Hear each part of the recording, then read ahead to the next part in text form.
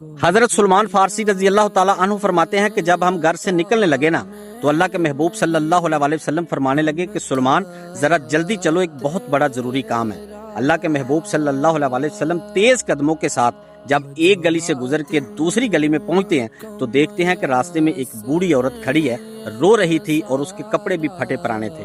اللہ کے محبوب صلی اللہ علیہ وسلم اس عورت کے پاس کھڑے ہو جاتے ہیں اور فرماتے ہیں کہ سلمان اس عورت سے پوچھو کہ تم رو کیوں رہی ہو؟ حضرت سلمان فارسی رضی اللہ تعالیٰ عنہ عرض کرتے ہیں یا رسول اللہ صلی اللہ علیہ وسلم بہت بڑا ضروری کام ہے، آپ جائیں میں اس عورت سے پوچھ لیتا ہوں۔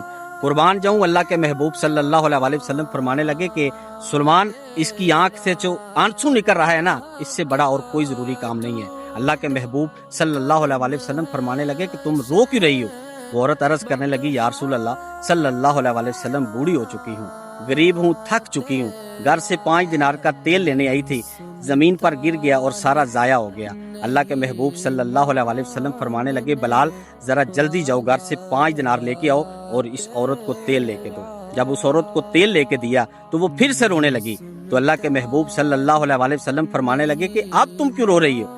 وہ عرض کرنے لگی یا رسول اللہ صلی اللہ علیہ وسلم اب رو اس وجہ سے رہی ہوں کہ دیر ہو گئی ہے، لیٹ ہو گئی ہے، جس عورت کی میں غلام ہوں وہ یہودی عورت ہے، اب ڈر لگ رہا ہے کہ وہ مجھے مارے گی، اب جسم لاغر ہو چکا ہے، مار کھانے کے قابل نہیں ہے۔ تو اللہ کے محبوب صلی اللہ علیہ وسلم فرمانے لگے کہ چلو میں تمہارے ساتھ چلتا ہوں اور تمہاری سفارش کرتا ہوں۔ قربان جاؤں، اللہ کے محبوب صلی اللہ علیہ وسلم اس عورت کے پیچھے پیچھے جا رہے ہیں۔ جب اس یہودی عورت کے دروازے پر پہنچتے ہیں، دروازہ کھٹکھٹایا تو اندر سے وہ یہودی عورت نکلی۔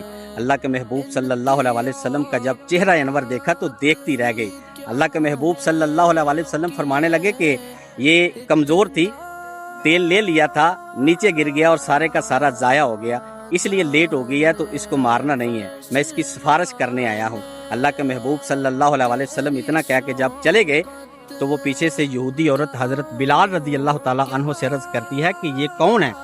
تو قربان جاؤں، حضرت بلال رضی اللہ تعالیٰ عنہ فرماتے ہیں کہ تم نہیں جانتی یہ اللہ کے رسول صلی اللہ علیہ وسلم ہے؟ تو وہ یہودی عورت کہنے لگی کہ بلال مجھے ان کے پاس ذرا جلدی لے کے جاؤ، میں ان کا کلمہ پڑھنا چاہتی ہوں۔ قربان جاؤں، ان کی چوکھٹ ہو تو کاسا بھی پڑا سجتا ہے، در بڑا ہو تو سوالی بھی کھڑا سجتا ہے، ایسا آقا ہو تو لازم ہے غلامی پہ غرور، ایسی نسبت ہو تو بول بھی بڑا سجتا ہے، اور تاج شاہی کے مقدر میں یہ ضیاء بائی کہاں، ان کی غلامی ہو تو کڑا بھی سجتا ہے، اور ان کی غلامی کہیں کم تر نہیں ہونے دیتی، ان کا نوکر ہو تو شاہوں میں کھڑا سجتا ہے۔